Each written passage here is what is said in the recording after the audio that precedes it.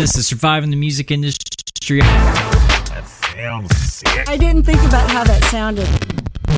Heyo, be sure to snuggle up in that nice little isolation blanket that you might have. Cozy up to your loved one, up to the fire. Summer for a lot of people, so maybe not a fire. Those of you who can't pay your electric bill right now, I don't know. Go stand outside, I guess. Walk around aimlessly. That's what I end up doing most of my life. Welcome to the show. This is SMI. I'm Brandon Harrington. Surviving the music industry. This is my podcast where you get to hear me kind of figure out how I'm surviving this thing. And then I get to talk to rad and gnarly people. This episode is no different. Got to hang out with Hannah Bethel. And I met Hannah at a mutual thing that we were doing and got to know her just through a conversation. And then I thought, you'd be pretty good for this thing. You're actually a human. We can talk. This is great. Because you guys get me. There's this thing about some creatives and artists just can't talk, or they can't speak, or they just can't communicate. Hannah Bethel is not one of those. So she was awesome. It was a great conversation to get to know her. But if you guys are keeping up with me in my life right now, this is the weekly check-in. But first, it's always nice to know how you guys are doing. Visit us at SMI Podcast on the socials across the board. I mean, stop in. I started doing this live video thing alone in the garden. It sounds very Jeesical. Now I'm really realizing it. On Instagram TV, Insta Live. And it's been fun so far. I haven't done it in a wee bit. And then for that, I haven't done any more TikTok videos because life's just been pretty stressful here lately. Between like doing the show and the interviews. And so if you guys have been keeping up in these past weeks, my wife's grandmother's been having brain surgery. I know, right? Crazy shit. Something like that would happen. Well, it didn't work out so good. So we're heading to Arkansas now, which makes my life a little bit more frantic. But I can't think selfishly. I got to bring the kid to Arkansas, and we're gonna do the family rounds and the funeral things, and just for what it is. So it's gonna be kind of a hectic time. I gotta bring gear. I gotta bring everything. But again, I'm trying not to think selfishly during this time, but it's hard not to think selfishly at the same time. All that being said, life is just going to get a little bit more crazier. But I don't know, maybe there's a little bit even more flexibility in some way to do more like TikTok stuff or even like Insta Live things. But on the Instagram Lives, what I've been doing is like, I'll just jump on, just on a whim. Anybody that's on right now, if you guys want to have a conversation, we have a conversation right there. We can pre-plan it if you want. You want to connect, actually do something, have a goal or agenda that you want to connect about. We can go from there. Had to talk to a guy I never met before, Stephen B. Music. We talked about a little bit of his career. He asked for my advice, which this is, you guys know this. This is not an advice platform at all. But think of it as Bobby Bones that's just way more badass and cooler and funnier. I wouldn't say good looking. He probably has me on that. But anyway, he got on and we talked about kind of what's going on in his thing. Offered my 2 cents. And then the next one, hung out with Tyler Dial for a little bit. I really like him as an artist. Upcomer young dude doing his thing. Well, all that being said, we're there to connect. Because in this virtual time and space where we long for human connectivity, I'm the same way. That's why I'm alone in a freaking garden. Do you really think I want to be in a garden, first of all? And then second, do you really think I want to be alone? Sometimes I want to be alone, but not really. But at the same time, it's always nice to connect with everybody in person. So, I don't know. We can pre-plan it, or we can just spur the moment. Just go to that Insta Live and go from there. But I'm really hoping during this downtime that we're all, I don't know, revisiting, connecting, calling a bud up. I've been doing that every once in a while, somebody I haven't talked to in a long time, just to reconnect in that way. So use this time for that's in connectivity to practice that connectivity. It's been pretty refreshing just doing what boomers do. Get on the old telephone and just talk randomly. What is that? That's weird. then again, you don't have to do that. Just slide in those DMs too. But anyway, we're there to do it as my podcast. And I'm sure reach out to a friend, stay connected. Don't be alone in your own headspace. That's wrong. That's you go to a negative Nancy place if you keep doing that. I enjoyed my conversation with Hannah Bethel. I thought that we connected. I always do this thing. I always put out more of myself at the front end of the beginning and hoping to connect, that they see who this person is. And sometimes that scares people. It's like, whoa, slow down, a little too much at the forefront. But I think Hannah was pretty rad to accept it, and we got into it. We tried doing this. I mean, we're talking like months now. But at the time, it was maybe a month between the tornadoes and the Ronas and, of course, everything else. It was just next to impossible to kind of do it. But that's where we start this conversation. I think you need to get to know Hannah because she had some pretty rad stuff kind of happen to her here recently. She wrote a song, The House is on Fire. She entered the International Songwriting Competition, and she won first place, Americana scene in the Americana genre for this song. And when I heard the song, I thought, oh, this is really great lyrically, and this is where the song is at, and it's great. And we talk about all of her other tunes that she kind of had popping as well. But that's a highlight for her right now in this life. She's also part of the CMT Next Women of the Country. She's been on radio, kind of doing the indie thing in Nashville. We talk about the ups and downs, especially in her career, what she went through with that. She's got plenty of projects in the past, talking like album-wise.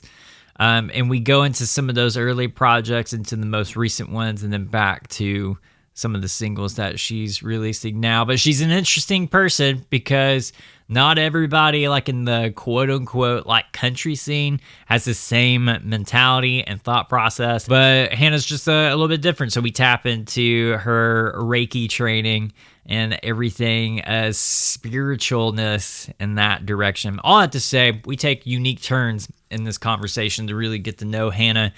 And I think you guys need to go get to know her too. You can go to her website, hannahbethel.com. She's also got the grams, the books, the twits. She's got a YouTube, Hannah Bethel Music. Check out some of those videos, especially for The House is on Fire.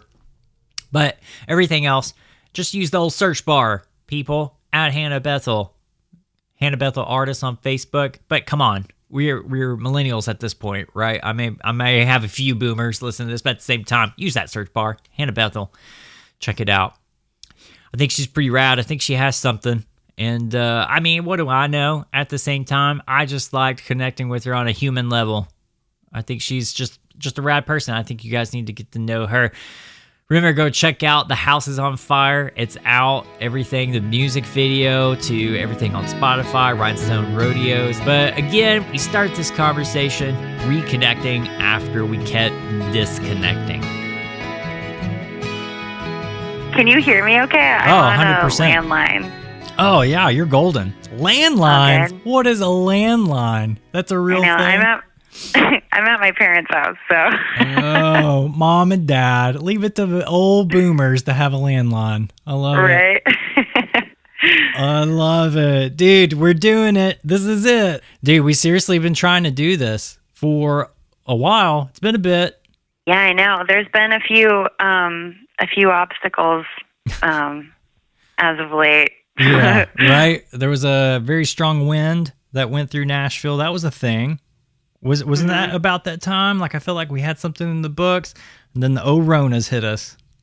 Yeah, it was. Yeah, I moved to the middle of East Nashville like immediately a week before the tornado. And so I had just moved into this house, still boxes everywhere, and then the tornado hit and literally jumped over my street. Like, I'm so lucky. Yeah, that's insane. Everything around me is destroyed. Of course. That's how it works. And then, like less than 2 weeks later, we were in this COVID situation. So it's been weird. It's been right? super weird. I know. This is where everybody's at. But I have to I don't know. It's either like you're brilliant or I'm going to make fun of you, because we had this thing booked, and then the next thing I knew, like, you hightailed it back to Michigan. Like, like it was just kind of like, I'm getting the fuck out of here. That was exactly what I was thinking, because it was like I had been actually. It's really weird because I put my 2 weeks in at my day job at a restaurant because I was like, I need a fucking break. Like, I was just really burnt out, and I was like, I need like a week to just like sleep, and then I'm transitioning into, you know, my spring and summer months when I'm on the road more with music. And then I'm also a Reiki practitioner. So I was going to be moving into doing more of that. So I put my 2 weeks in like exactly before the restaurant closed due to COVID. So I technically didn't lose my job because of it. Oh, wow. So I'm in this like weird place where I'm like, now what? And then I was already planning on taking time off. So I was like, I'm just going to go to my parents' house and like chill out in the woods for a minute. And then we got up here and all hell broke loose. Yeah. The state of Michigan locked down. People, like, we've heard of people getting like fined for trying to trap, you know, non-essential travel. Yeah. We heard of someone getting fined like $500. So we were like, shit, like maybe we should hang tight. And now I'm just kind of like, I don't even know. Dude, that's insane. So that's the situation in Michigan. Yeah. That's well, insane. And the part of Michigan that I'm in is the Upper Peninsula. So it's like much more rural. There's not a lot going on here. But Lower Michigan is, especially the Detroit area, has been hit really hard. So even though I'm like pretty far away from that area, I'm still, you know, in the state of Michigan. So yeah, I've just been just trying to be chill and be one with nature and cooking for my family a lot and enjoying rest because I don't really get to do that very much. So honestly, it's been really nice. Yeah, whatever you believe in. Can I have a week off and it's going to turn into like months off? There's whatever cosmic like sense of humor there is. Boom. Yeah. It just like landed on you like face first. Totally. Yeah. It's been weird, but honestly, it's been really good. I'm grateful to be out of the city. I'm definitely the kind of person that like I need to take time throughout the year to like go be out of the city for like a while, like a week or two, and just kind of decompress. So I'm enjoying taking that time now. And yeah, I've learned that about you. You're like a decompressor. You take like a big hike, take a big journey, like a couple times a year. Is this like a real thing, like Appalachian Trail kind of thing? Yeah, I do. Well, I like to go out west. I do a solo backpacking trip every year, usually in the month of April, which it's looking like I'm not going to be doing that this year. Yeah. I'm bummed because I wanted to do the Grand Canyon this year, but it just, you know, everything got weird. But yeah, I do that every year. I've done Sedona. I did Joshua Tree last year. Done some spots in Oregon a couple times, and yeah, that's really important for me because I think I'm kind of an introverted extrovert, I guess. So I love people, but I love my alone time too, and like really alone, like not just like miles and miles from humans. Yeah, like, finally. I respect that, like on the 100%. But I do love that idea of like just kind of a little bit of running away, like be in your own inner space and kind of walk Joshua Tree. Like, are you tripping at the same time? Is this a thing too? Like doing psychedelics? Did you ever do that, like in Joshua Tree? I don't know. That's a yes on the record. Because you'd have to. Like, I've never done DMT or anything, but I feel like if Joshua Tree is on the old schedule, it's kind of like, yeah, I think this would be a good time. Kind of check out what everybody's been talking about. That was kind of my thinking too. And I had a super, super magical experience with a hummingbird during Stop it. that This is time a serious in thing? Joshua Tree. Is this Yeah, serious?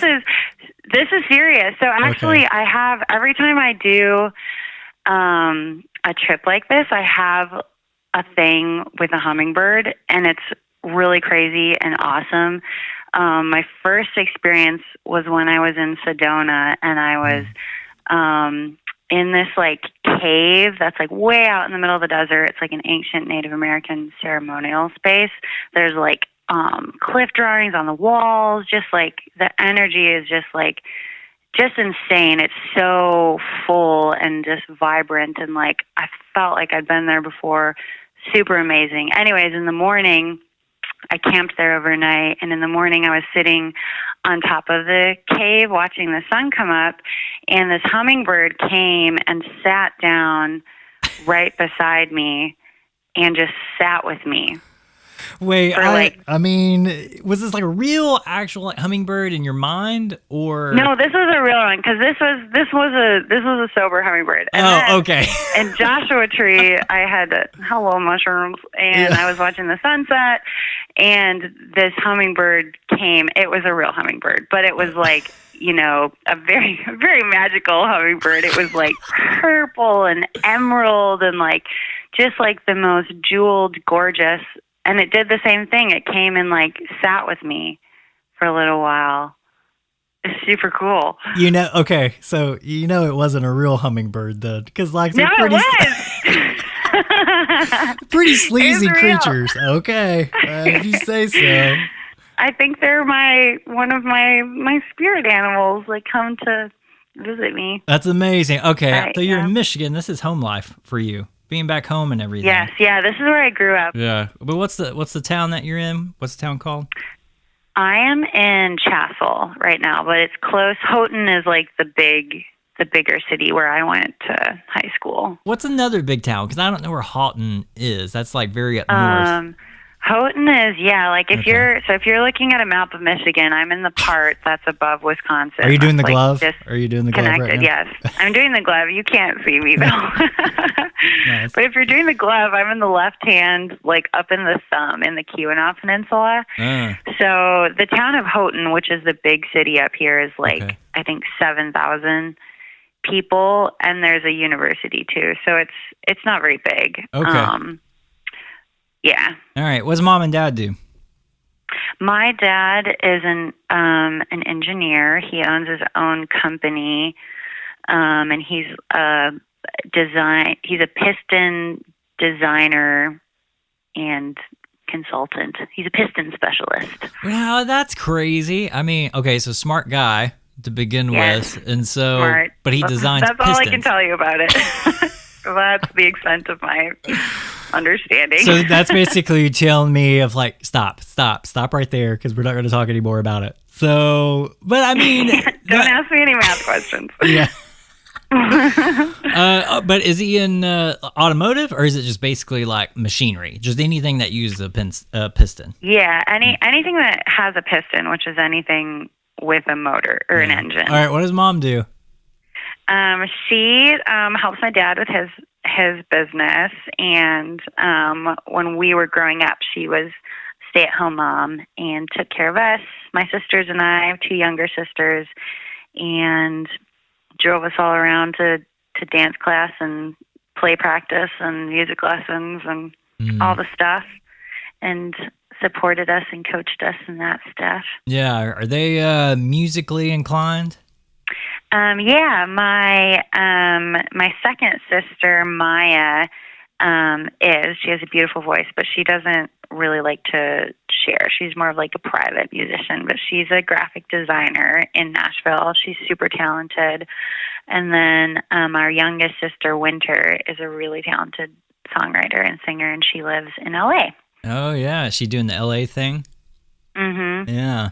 Yeah, all right. So it sounds like, I don't know, whatever mom and dad missed, like this creative gene, like all three of you got it then. Yeah, and they were never did like music or performance as kids. They were always like sports kids, but I just loved entertaining people ever since I was just a little thing. Like we'd have friends and family over and I'd want to be like dancing and singing for everyone all the time. Like if you watch home videos, I'm kind of annoying, but I just like always wanted to be putting on a show. So then I was the one that kind of started with, like I started doing dance class when I was 3 and then went on to do theater and then moved into playing guitar and writing songs. So I kind of paved the way for that, I guess. As far as you as a kid, like, could you realize like what you were doing in that moment? Like, did you know that I'm literally putting on a show, or was it just this thing like it just kind of oozed out of you and you just kind of did it? I think it was both, because I definitely like I knew that I like had an ability to capture people's attentions and then like manipulate their emotions and make people laugh or make people like quiet and I knew that I was doing that, and I think that I liked that that feeling of being able to kind of like take control of the room, and like it just kind of grew from there. Like that was I guess like the most like innate like place that it started from, and then it turned into like with songwriting then my way of like interpreting the world and like moving through my experiences and my emotions. And then I would notice like, you know, when I would write something that people related to, and like I could feel the way that I could move a room with how I sang and how I played and what I said, and I loved that. Did you? So you felt like, yeah. Did you feel like you were in tune with the room? Like you had that, I don't know, that mental headspace of, oh, they're reacting, I'm just gonna do more because that feels good to me, and it makes them feel good too. Mm-hmm. Yeah, totally. I feel like that's. I think that's something I'm good at, and in social situations too. I think that I have a pretty good intuition about, like, you know, when to stop, when to push, when to, you know, what people are feeling. So I'm super empathetic. So I usually can kind of feel the feels people. Yeah, feel the feels. Yeah, that's dangerous. Like, to me, it's kind of like you feel so much, and like you almost like poured yourself into that other person where it affects like your mental state. You know what I mean? And you gotta have it. I feel like you gotta have it, like as a songwriter. Like maybe you still can't understand the situation, but you can at least feel whatever they're feeling and be able to emote that situation. But that comes with like a heavy toll, I feel like. Because totally. Because you wouldn't feel it to begin with. You know what I mean? Like it took that person to go through it for you to really feel that empathy. Yeah, for sure. And I feel like it took me like into my mid-20s to even realize that was something that I was doing. I thought just like I always just felt super powerfully and super like super high highs and low lows, and like, which I think I do, but then it was like kind of beginning to understand like when I was feeling things that didn't really necessarily make sense, and I'm like, well, I feel like this might not be mine, and then like beginning to understand like how much I feel other people's things. Like I've like met strangers in stores or restaurants and like just been like completely bombarded with like all of their emotional information, and had to like go like in a bathroom and like not like cry, because I just like when I'm not paying attention like with my energetic boundaries, I just like soak up other people's stuff. There's a little bit of intuition with that, right? I mean, there's something like within you that pulls you in that direction, but then like empathy, to me at least, like at first glance thinking about it, it's a different headspace. Like it's a different part of the body, you know? I don't know if it's like empathy is like the heart, and then that intuition is the brain, or something that just kind of pulls you a little bit closer. But there's something to that, like with music. But what kind of, so I knew that you're this kid, you like to put on a show in front of people, but then like what did mom and dad do with that? They just kind of like parade you around like with friends and stuff?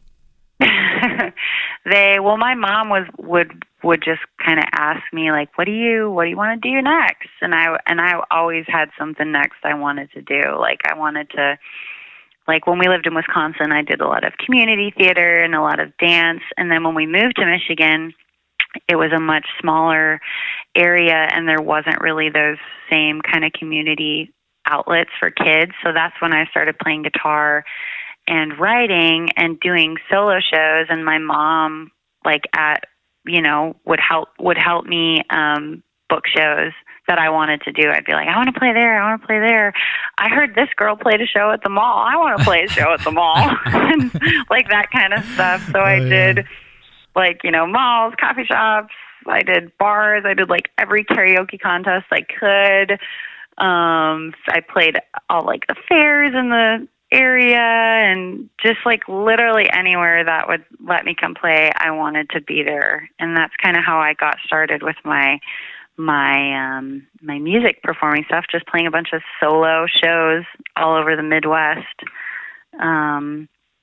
singing songs about the moon and stars and trees. The little hippie girl. Dude, you're 100% hippie. I love it though. What was the thing like when you were a kid? Like what was the music? I listened to a lot of like 70s soft rock, like James Taylor, Fleetwood Mac, Eagles, Tom Petty, John Denver. Like that was my like nourishing music food. That was the stuff I loved. And then I also did they have these like country and western jamborees up here that like all the kind of old timers would put on, and I played in those from the time I was 12 or 13 until I was 18, right before I moved to Nashville. So through that, I got kind of like all my old school country and started to, get inspired by that. So yeah, those are kind of my inspiration. Yeah. All right, the softies there. You got to explain something to me then, because I'm just not in love with John Denver. Like what is the thing about John Denver? And it's so polarizing, right? It's really like you love it or you hate it. And to be honest, I kind of hate it. It's not for me. You're not the only one. I think that's a common opinion. For me, it was like hearing Annie's song. Yeah. And like it's just like, oh, I just love that song. It's so my vibe and so emotional, and like that like makes me just love him, and I'll listen to anything else. Here's what I think about music, because I'm also a really big fan of Rustin Kelly, and I think he does a similar thing. Yeah. And I think that that Aerosmith does too, is like letting the song, like when you're writing the song, like letting the words feel themselves out and not worrying so much about making a sentence as if you were speaking, but like feeling and sounding out how the song feels and how the melody feels coming out of your mouth, and then like allowing the words to form from that is one of my favorite ways of bringing songs to life. And when I listen to songs like Fire and Rain and like some stuff that Rustin Kelly does, I feel like they're kind of doing that same sort of thing. Yeah, I think so. That's a dangerous thing though. Like, especially like if you're an artist, like I feel like you could do that. You know what I mean? Like, well, this is going to be me. I'm going to do this. But then like if you have this thing as a songwriter, it's kind of like, well, you got to write some shit that kind of makes sense a little bit. Because then it's the thing of like, if I sit down to like write with you, I need to like tune myself into your writing style. You know what I mean? Like, well, how's that flow? How's that syntax? Like, does the word like feel good kind of falling out of the mouth, or even how you sing it? Yeah, that's a whole different like thing in the head. But that's especially, it sounds like the stuff that you even listen to, they're all like that. They're all like, there's a little bit of an air quality, like to one how they sing. There's just a flow to it, like to their music. You can even say the same thing about Tom Petty. There's absolutely. know, there's like qualities in some of those songs that are like it's really flowy. Like American Girl, it's like something like he's just rattling off like everything about like this American Girl. Does it have any kind of point? No, it's just about this American girl. But it doesn't matter because no one would say they didn't want his career. Yeah, exactly, right. Or wish they hadn't written those songs. And dude, Tom Petty is like my favorite of favorites. And every album that he put out has songs on it that you're like, holy shit, this is great. Yeah. Weird verses, killer choruses, they just always hit. There's always a cool guitar riff. It's just like Tom Petty, he had it figured out. Yeah, all right. I know that there's like a first record situation like in your life, but what is like the quote-unquote first record? And like when was that? Like how old were you when you put that out? I made my first record when I was 17, okay. And recorded it up here in Michigan with this guy, this college student who had like some recording equipment at his house. I don't even know how. Oh, I know how I met him. These two like rapper guys from somewhere up here found me on MySpace. Nice. And they liked my voice, so they asked me to come to this studio to record like a I guess like the hook line or whatever.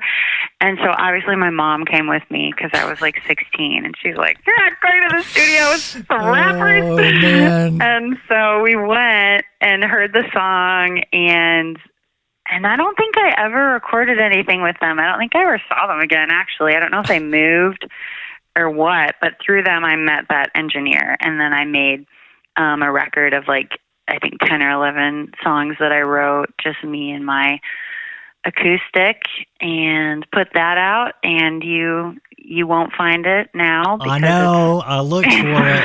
I searched high and low. Maybe I'll share you one of the CDs because I still have hundreds of them. Actually, in my bedroom here at my parents' house, there's hundreds of them. One of my most favorite thing is to look at, and I got them too, like artists' first record, because they're. I mean, the music is what it is, but it's always the album art, because like in your mind and in your impression, it's like, oh, this is legit. This is the thing. This is making me the star that I am. But it's like, I don't know. It's like you in a wash bucket or something. That's like, why did I even think about that? It's so fun. I'll text you a picture. Is this your cell? Yeah, I'll totally. Text you a picture of it. Oh, please, dude. That's my most favorite thing. It's cute looking back. I'm like, aw, little Hannah. Okay, I'm gonna hammer you hard though if it's totally cheese McGee's. Like I'm gonna let you know. It's sort of cheesy. I'm like holding my guitar like over my head, and there's like wood paneling behind me. Of course. Got like really baggy bootcut jeans on, 2000. Yeah. Yes. What? yes. All right. So what year was that? That would have been, I guess, 2006 or 7. Yeah, because I moved to Nashville in 2008, so probably 2007. All right, 2007, you're 17, you put this record out, but you're writing songs all the way up to this point, right? Like you're just kind of just doing your thing. Mom's like carpooling you to the malls of Michigan, Americas, doing the thing. But this is what you wanted. Like, did you go to college or anything? Did you do any of that? I did. I went to Belmont in Nashville for 2 years. I knew that I wanted to move to Nashville. My mom and I started visiting Nashville when I was, I think, 16. We came up in the summers a couple times, and, did dumb stuff like printed out flyers for an open mic night I was playing and handed them out to in pedestrians Nashville? on Broadway. Cringe. Oh, amazing. But we're like, you never know who's going to be there. Oh, what a mom thing to do. She's awesome. And Yeah. it's all stuff I wanted to do. She was just like, yeah, whatever you want to do, like I'll help you. This will be fun. So we had a lot of good adventures together. I remember one of the first times we went to Nashville, we wanted to go to a fancy restaurant. And so we went somewhere, I don't even think it's a restaurant anymore, but they gave us sparkling water. And they're like, do you guys want sparkling water? And we're like, ooh, sure. We had like never had sparkling water before. Or like hummus. There was like hummus, and we'd never had hummus before. What are you saying? Yeah, Hummus. and so like we didn't like it. We're like, hummus, ew, sparkling water, gross. Now I love those things. Oh, you but guys anyways, are 100% Michigan. I mean, yes, you totally. we had a lot of fun together. What was I saying? So I knew I wanted to move to Nashville.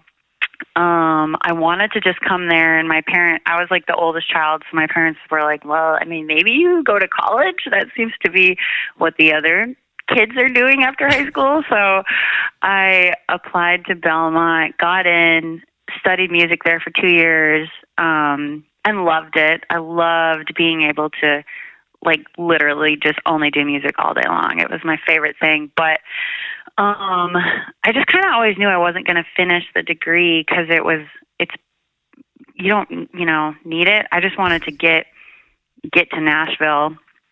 So after my second year, I quit school and started working at a metaphysical shop and started just playing shows and made my next record in probably, I guess, would have been 2010 with a guy named Lee Groich, who's actually from Ontonagon in Michigan, kind of near where I am now. I met him through like a friend of a friend, and he was the house engineer at Ricky Skaggs' studio. Yeah. And I called him because I wanted to record some music, and I'm like, "Hey, would I be able to come record some songs at your studio?" And he's like, "Do you have any idea how much that would cost you to rent the studio?" And I'm like, "No." And so he was just super, super kind, and basically gave me a slamming deal. He worked for free. I brought in some friends and I recorded a little EP with him, and he was super good to me and super honest, which I wasn't really used to people being super honest. I was used to people always kind of sugarcoating. Yeah. So I was kind of like, I don't know what to make of this guy, but learned a lot from him, and that was my next little recording project. That was the thing. Okay, so you tried to do the Belmont thing, but somehow you realize, what was the situation in your head that made you think, this isn't for me or the thing to do? Because I didn't have that. I finished school, and 100%, if I did a do-over, I would have left way sooner. I'd be fine without a degree. Well, I knew that I didn't need a degree to have a music career, and it was expensive. It's a private school, and fortunately I have really cool parents who just have just been unbelievably supportive of my musical aspirations in every way since I was very young. And they were like, I mean, if you want to just get into, then you can spend more time, working and writing and meeting people, go for it. But they were totally down with that. Totally supportive. That's insane, because Dad, the engineer, that, assumingly he went to school for the vocation of an engineer. But I mean, they didn't say, backup plan, do you have one? Or because that's crazy to me. That's kind of hard to believe. I know, it's crazy to me too. The older I get, I'm like, holy shit.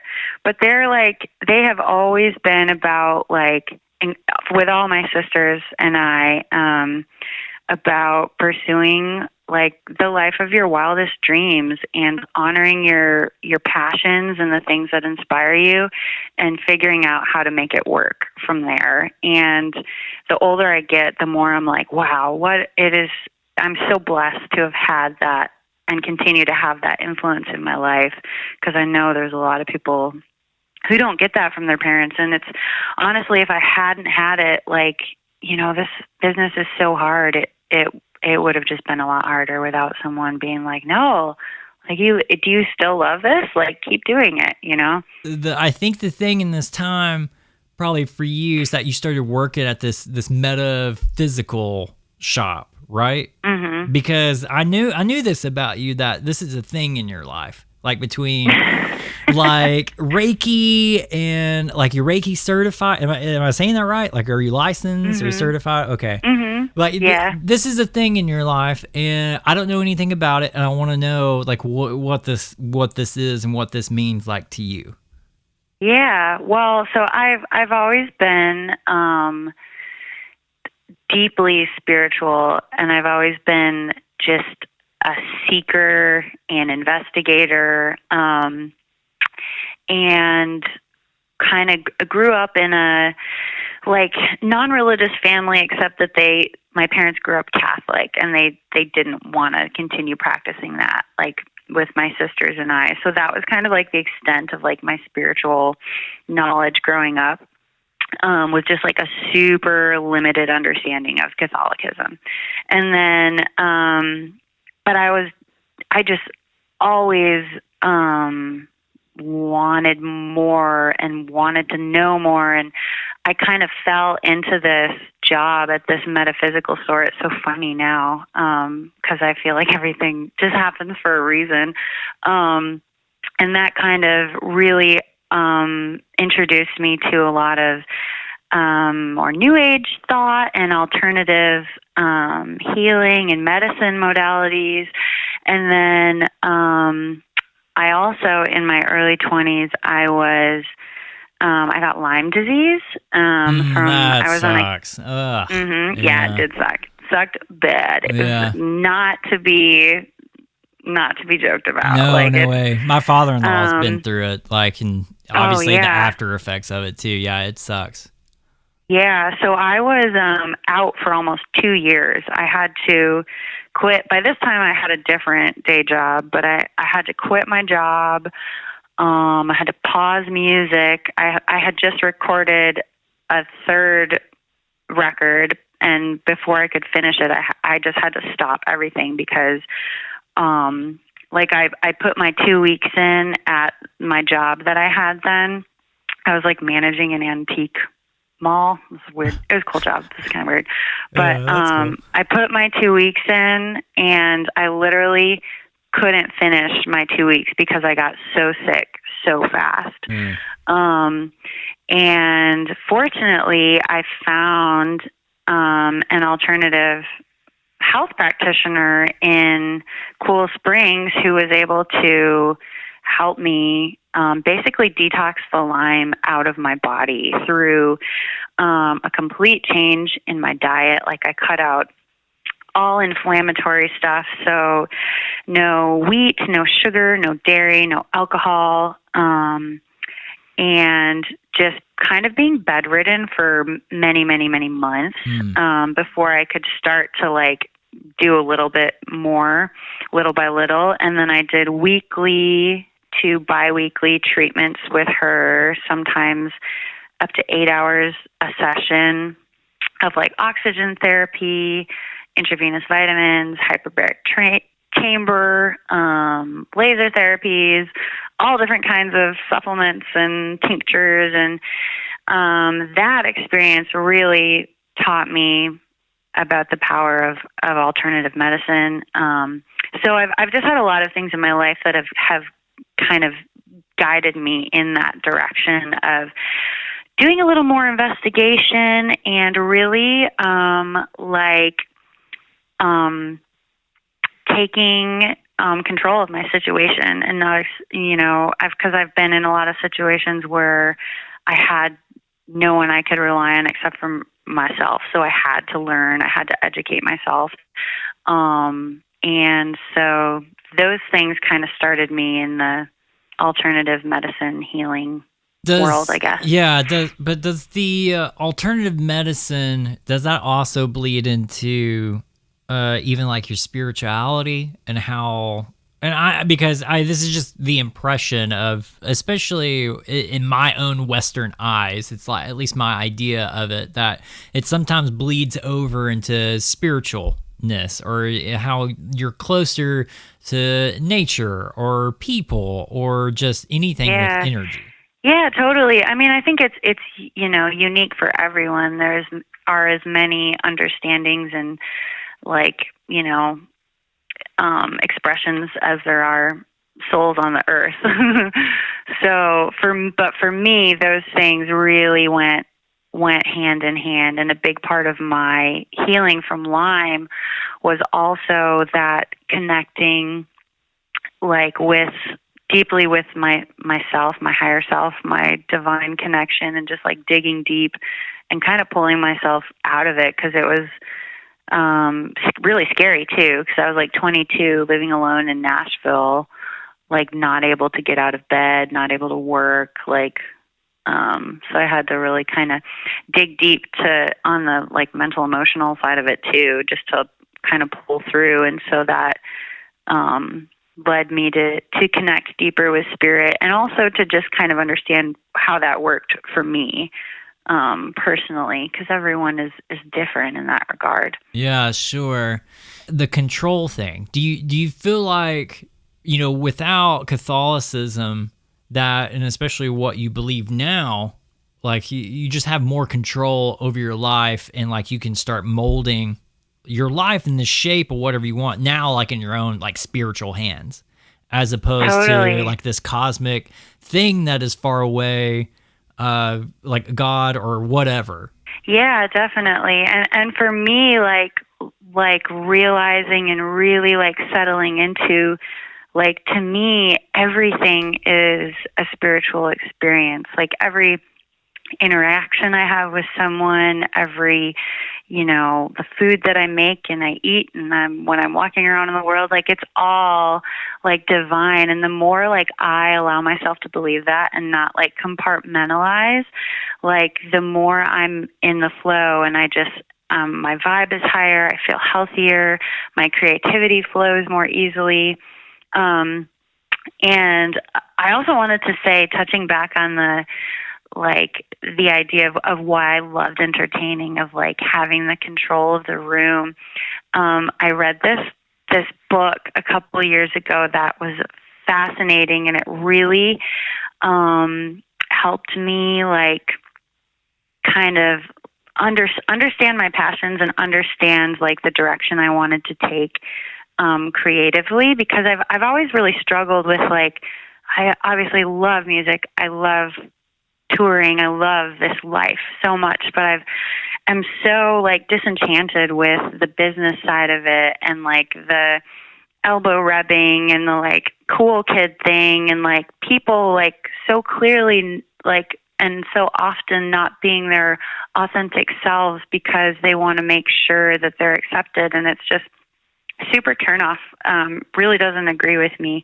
And so I've always struggled to kind of put those two, make those thoughts work together. How can I work in this business without conforming to that? Because I've been in Nashville 11 years. I've been through the writing with 20 million different publishers in a year, and you're writing twice a day, 5 days a week, bullshit songs no one likes and you're never going to listen to again. I've done all that stuff, and I've been something is not working with me. But anyways, I read this book. It's called Astrology for the Soul. It's by a lady named, I think her name is Jan Spilner, I think. Anyways, it talks about an aspect of your astrological chart called your North Node. And basically, my North Node is in Aquarius. And one of the things that it explicitly talks about is really understanding, if you choose a life as an entertainer or a public figure, or a politician or whatever, understanding your motive behind that. So when I was 17, 18 years old, I'm I want to move to Nashville, and I want to get a record deal, and I want to be famous, and I want to go on all these tours and be in movies. And that was the extent of my desire. And then like the older I get, I'm like that it just doesn't fulfill me anymore, stopping there. And so for me, it's had to change into not just expressing myself to like fulfill that desire for myself, but in order to bring healing to the world. And I really feel like it's important for me to be in a healthy headspace, to feel like I'm being of service with my art, and not just have it be like a self-fulfilling thing. So that was another big part of me going down the road of Reiki, which is like an energetic healing modality, and it kind of it infuses everything that I do, the music that I write, the way I put it out there when I sing it, and it's helped me to kind of move my music more into a space of just bringing healing when I present it, as opposed to like, I'm going to write a slamming bop about shooting whiskey and shaking my butt, you know? That was like the dumbest thing I ever said. But anyways, that's a really long rant. But I hope that made sense. I think so. The lines that kind of get blurred to me is that, you know, especially like in the arts, and we lean on like whatever this thing is inside of us that kind of realizes there's something more, and then like we call it something and we put it like that thing into practice. Like, who's really in control? You know, like, is it the thing of, well, is it whatever the spirit is? It's kind of this driving force when I put on my songwriter creative headspace, like what's kind of driving that? Or is it really me being more in control? You know? I just kind of wonder, like, that control, like, for you. So, like, if you sit down and write a song, like, as songwriters, like, in your head, you got to be somewhere in your head, in your headspace, right? It's not like, I don't know, I guess some people can do this, like, just be hyper aware of just in the room, you know?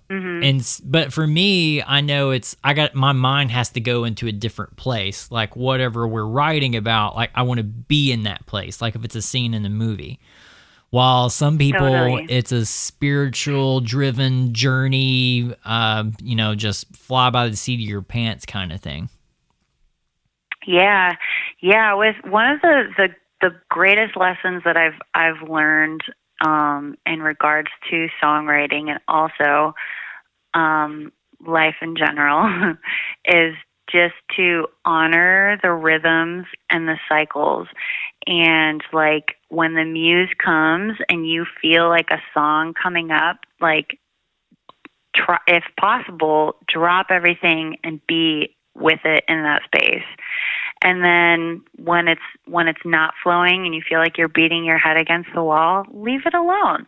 Like, and just being able to like understand those cycles has been super important for me. And like me realizing that, like, the typical Nashville style of writing, where you're like, okay, I've got this booked on this date at this time with this person, and it's been booked for 3-4 weeks. And like that, I did that for so long, and it started to just feel like I started to feel so much resistance towards it, and like actually like dreading going into writes. And so then I actually took a break from co-writing for almost a year and wrote by myself, but I wrote when I felt it coming. And then when it was like didn't want to come, I left it alone. And I was writing more prolifically than I ever have in my life, and like loving what I was writing. And it was like, wow, I've never really haven't done this since I was a kid, when I was writing by myself in my bedroom, you know. And so I think that, like, for anyone, understanding like what your optimal creative space is absolutely key to, like, you know, creating the best that you can, because for everyone it's different. But for me, it's like that. Yeah, but what is that? space then? Because, I mean, you tried or you did the Nashville thing. Like the 2 co-writes a day, you write, 10, 15 songs a week. You're just like, I mean, at least my creative headspace, it gets drained.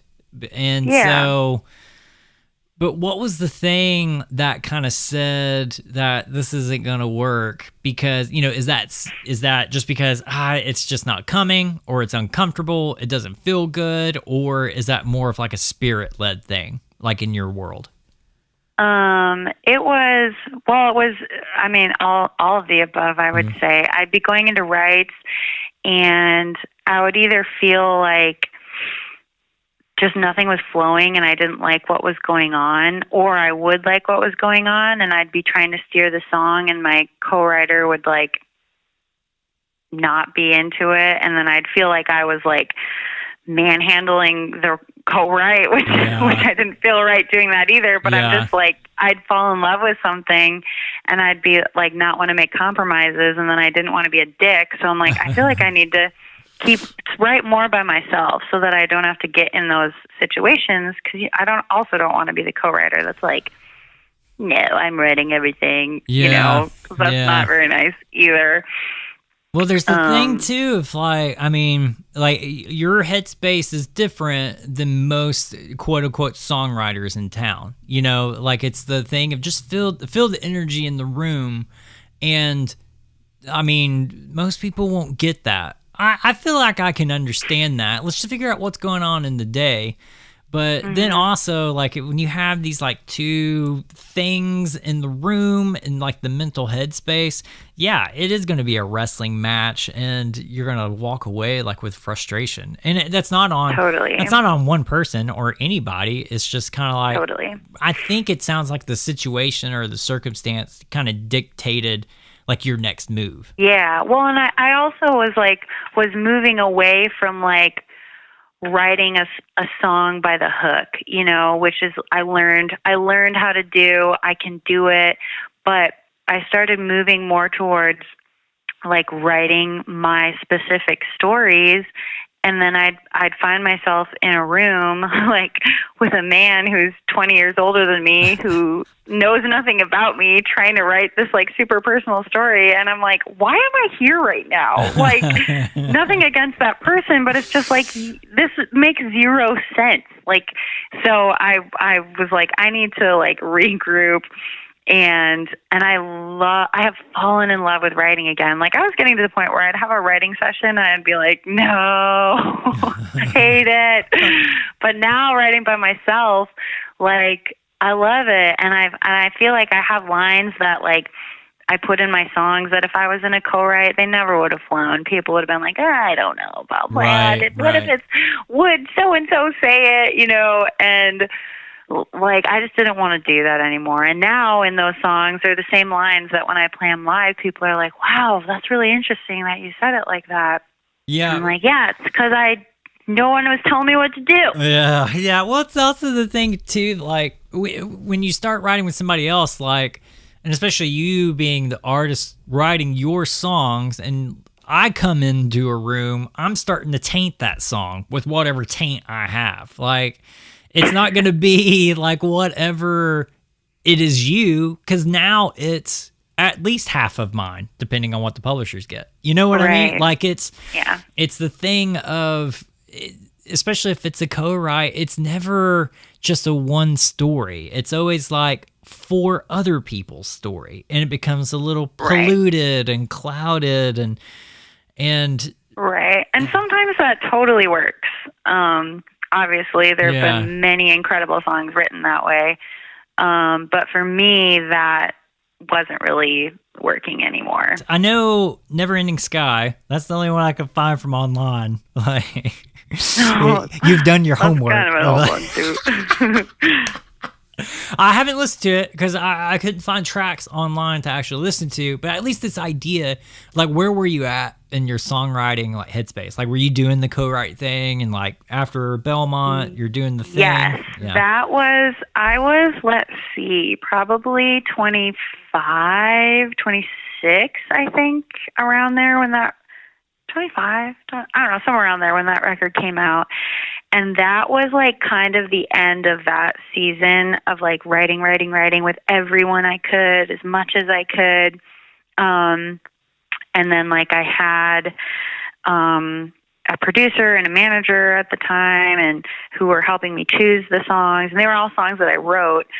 But it was very much like let's pick the songs that we think that so and so is gonna like, or that we think that will, because I've always been like stylistically like a little too like commercial sounding to be totally Americana, but then like too Americana to be totally commercial. So I've always kind of been like in this weird middle space that even at the time that I released that record, Americana wasn't what it is today. Now it's become the place that you go when you're, you know, anywhere left, right, above, below, center, you know, like you can be like a soul artist and you go to Americana because it's where you go for not top 40 radio. But anyways, that record, I'm proud of it. I think there's a lot of things on it I love, but there's also like a lot of concessions that I made because there were just too many cooks in the kitchen, and I was trying to like include everyone's like ideas and, you know, be a good team player. And it ended up with something that I just didn't feel like was totally in alignment with me and a product that I wanted to have. And it was a really good lesson in taking back my sovereignty over my situation.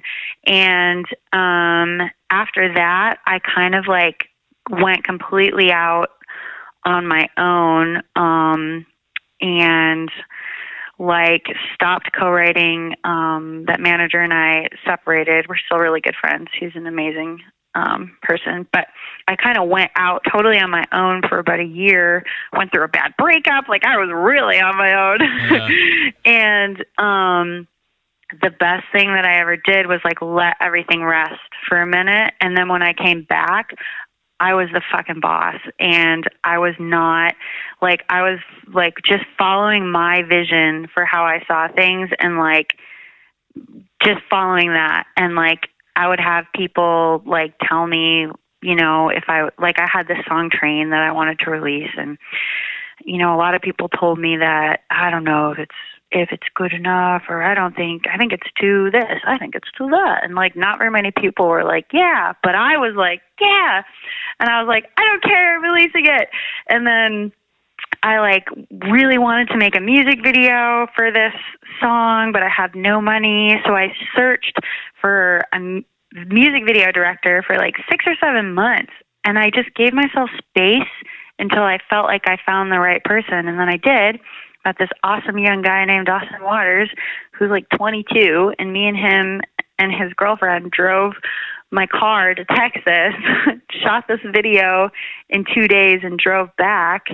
And then that was the first video that CMT picked up. And that song really like opened this new season of music for me.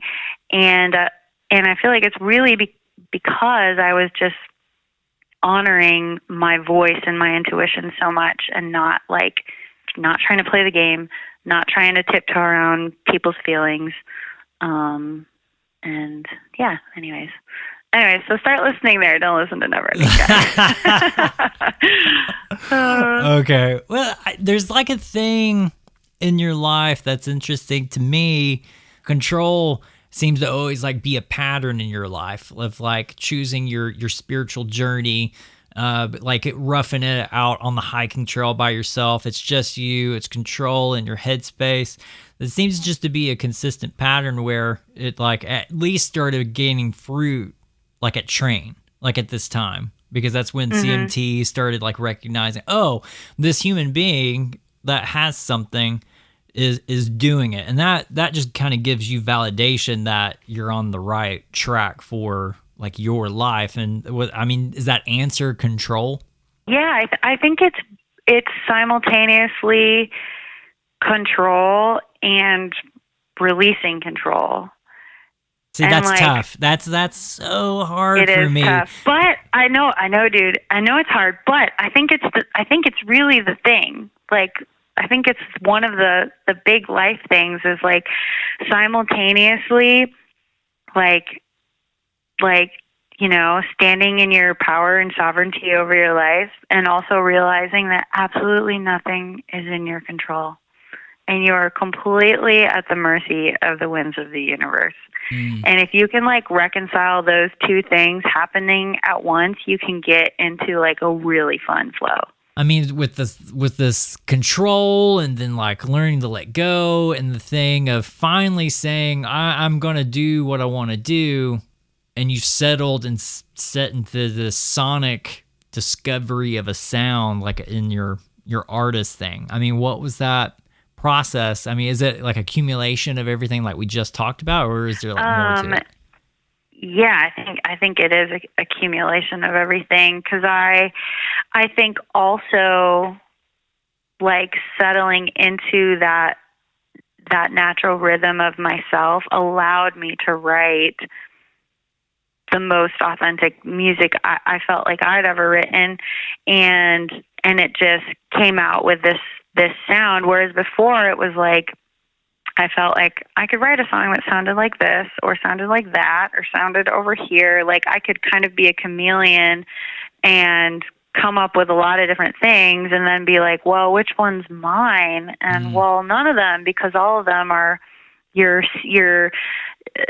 seeking external validation and hoping to like appease one of the many, music business gods, and like, well, whichever one likes me, that's the one I'll do. Yeah. And like that was never going to work for me. So then when I just started writing, like eyes closed, alone, writing songs that I never thought anyone would hear, because I just wrote them to be authentic and to kind of like rinse through some life experiences that I was going through.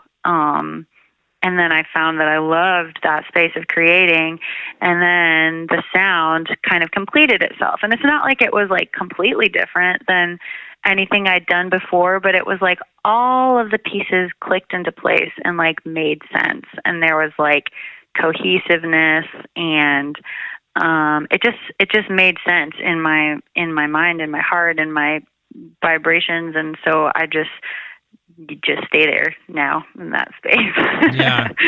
It's just so hard for like a thing of, well, it's a vibration. Like, what is a vibration? I can't touch it. Well, you can feel a vibration, but you don't know like tangibly like what that thing is.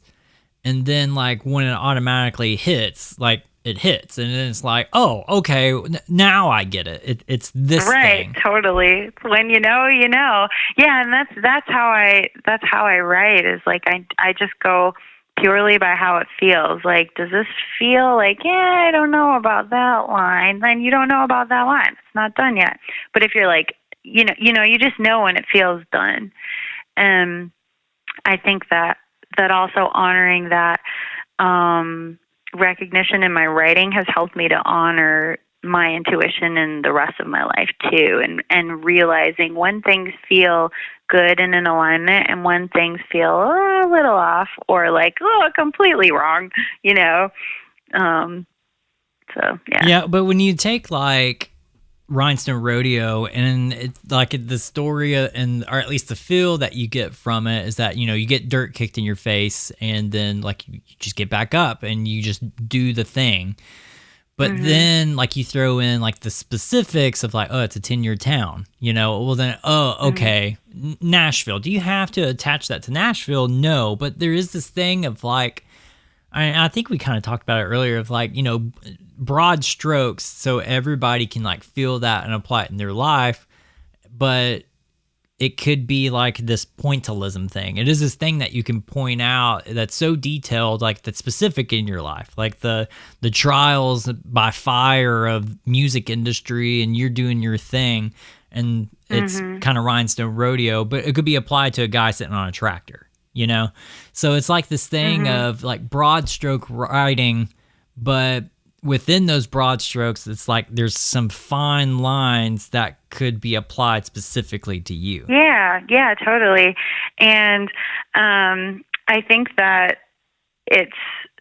that's what I tried to capture with that, because, you know, even though I feel like in Nashville as artists, we like to feel like we're like, oh, forlorn, like we're the only ones that like it's so hard for us. Yeah. But like literally every human being is going through those same struggles of like, am I fulfilled? Like, have I done all that I want to do? Is this it? Is, you know, am I done here? When have I attained this? Like, everyone is going through that same experience, whether it's in career or, you know, in your relationships. Like, and that's what I mean by like our situations are all different, but our emotions and our experience of and our deepest like desires for fulfillment and connection are all the same. Yeah. So tell me about especially House on Fire, like this thing of like broad stroke writing, but then there's also like pieces of you, like within the song, because that song still kind of carries that pattern. Yeah, for sure. That song was about a relationship I was in that ended because of spiritual differences. But then there was also an element of like, I felt like I was the only one trying to like figure it out or fix it, or like communicate better or bring it to healing. And I felt like he was just like, didn't know how to do that. So he wasn't doing anything. And it sucked. Yeah, right. Yeah. Because I feel like, you know, like a breakup song is a breakup song. And I feel like the thing of when you add maybe moral and spiritual differences, sometimes those are parallel, that becomes a way different thing. Like, to me, that's a heavier emotional thing, because if you feel something spiritually, that's like the deepest thing inside your body that kind of can be unscathed in a lot of ways. But then if somebody attacks it or like points that out, it kind of becomes like a bloody mess. Yeah. Yeah, I know about that. Yeah. Well, do you still, especially when you have that feeling or you write that and then you pour this into a song, then you have to relive that moment like every single time, like every time you sing it. Is that a thing, especially every time you play that song? It is at first. And this is an example of one of those songs that I wrote that I was like, no one's ever going to hear this. This is too personal. People won't get it. This is just like for me to like rinse this out. And then I played it for my manager and he was like, holy shit, I think you should put that song out next. And, I was really feeling it. And yeah, it is at first, it's painful, but then it becomes like a clearing out of like the shrapnel of that relationship. And the more I play it and the more I like, you know, settle into that song and you kind of like fit into all the nooks and crannies, you know, the more and more you play a song live and the more it healed me. And I think that that's like really the power of music. And it's, you know, I think by like saying all the things that you're kind of afraid to say to anyone or especially to yourself, saying them and saying them and saying them until you're like, okay, yep, yeah, that's what I was doing or that was true. Like that to me is so healing. That's why I write. There is that thing of, you know, the emotional toil, like especially if you're writing by yourself, because I've been in those situations, like you write by yourself and you write this deep cut emotional thing and you have to revisit that in your head versus a co-write where you share this moment and you're speaking about it. That's a different kind of therapy in the moment, you know, where I think like if you're stuck in those emotions, like secluded by yourself, because I've been there, like that's a way harder thing. That's a deep emotional, like rooting thing, you know, like it's almost like you're just taking like a shovel and you're just digging out this emotional heartbreak thing and just bringing it back up to the surface, where I'm naturally a runner. Like I want to run away from anything like painful or bad, but then you're stuck in your own headspace at that point. Right. Yeah. Well, and you'll never outrun it either. And that's how I am too. Like, you know, when in the early stages of something, I'm like, too much. But then I will get to a point where it really is too much. And then I make myself, like, that was a song that, like, you know, I sat in the same spot all day long, you know, working on it. And then it slowly finished itself over like a year. But And then it was only when I felt like I, you know, completely stopped evading and totally surrendered to everything that I was feeling that I was able to begin to have closure and healing, you know, in a way that sometimes you just can't have, you know. Closure isn't necessarily like having that final conversation with the person, 'cause sometimes that's like way worse. Oh, 100%. But like yeah. coming to those terms on your own, you know. And You're stuck in Michigan right now. I don't know. I would say it's stuck. I would feel stuck in Michigan. That's home for you. But I mean, like, what's next? Like, what's the thing on the menu of what's going on, especially in this crazy ass time? Yeah. Well, not totally sure. I've got some shows on the books this summer where we've been working on my calendar, hoping that I can, you know, still do a lot of those dates. But as we know, we'll have to kind of play it by ear. And then next up on my to-do list is I want to make a record. Yeah, that's the next thing. I've just been doing singles just because of, you know, cost, and but I feel like I need to figure out how to make a record now. So that's next. You could probably find those rapper dudes again. See if they could help you like cut a record. Maybe. They're not doing anything.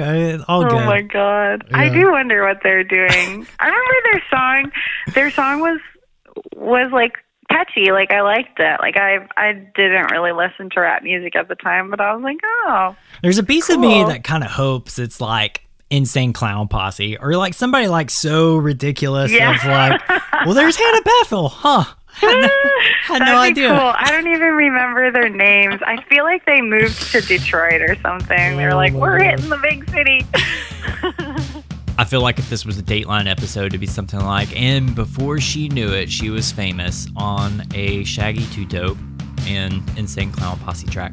But that's not the case because we don't even know. I wish it was Insane Clown Posse. That would be amazing. But anyway, Hannah Bethel was great to get to know. Thanks for hanging out. Thanks for the conversation. Thanks, everyone, for listening all the way up to this point. Again, some of those songs that you need to go check out. The House is on Fire. The music video is there. And then also Rhinestone Rodeo are some of her newest releases. Congrats again on the International Songwriting Competition. Hannah winning first place in the Americana genre. That's big. Too many people sign up for that thing. I'm always intimidated to do stuff like that, so it's brave to do something like that, Hannah. Congrats again. Oh, let's see. We did that. All right. This is it. You guys made it this far. Thanks for listening all the way through. You can connect with us again at SMI Podcast. And obviously, you can give us an email starting going to smipodcast.com. Drop us a line. Drop us some love mail, hate mail, whatever. And I usually don't ask people to rate or subscribe or whatever on a podcast. You know, do as you feels. If you got that in the feels of your pants and you want to subscribe and you do want to rate, you want to say something nice, go for it. Be gentle. I bruise like a peach. And then, but what's most important to me is that you share this episode with a friend. You feel like somebody connected to it. You feel like somebody needs to hear the voice of a creative, or they might get down with Hannah Bethel, or they like the conversation, or they just think this is a great time waster. Go for it. Just share it. Share it like, oh, I almost made a bad joke. That would got me in trouble. I didn't do it. All right. I really hope everybody staying safe, being kind, being well. Take care of yourself, but also think about other people at the same time. It's not that hard, people. It is hard, but try. All right, I love you guys. See you guys next week or next time for a new episode of Surviving the Music Industry. Happy surviving out there.